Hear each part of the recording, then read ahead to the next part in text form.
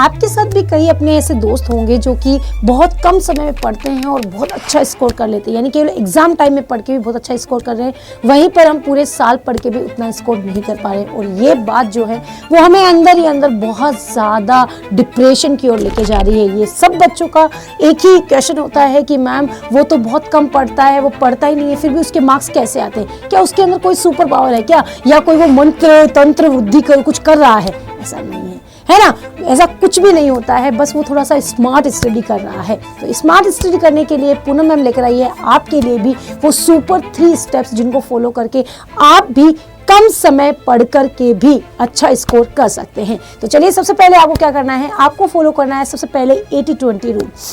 Ma'am अब ये क्या होता है?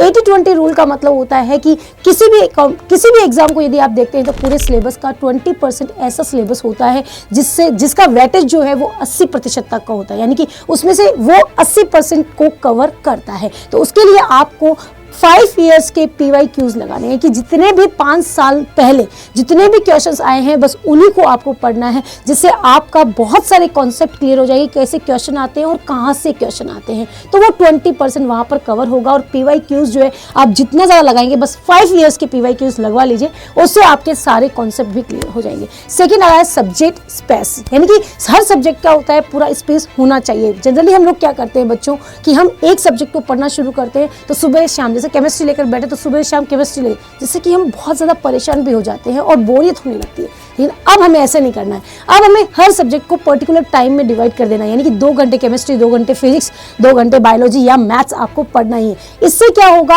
आपको प्रॉपर सब्जेक्ट के लिए स्पेस भी मिलेगा और आप बोर भी नहीं होंगे, क्योंकि जनरली हम लोग बहुत ज़्यादा डिप्रेशन में आना इसलिए शुरू हो जाते हैं क्योंकि हम एक ही चीज़ को पढ़ते जाते हैं और वो सब्जेक्ट जो है वो हमारी मेमोरी में जो है वो लॉन्ग टर्म के लिए भी स्टोर नहीं हो पाती है। थर्ड सबसे इंपॉर्टेंट टिप जो है वो है रिवीजन।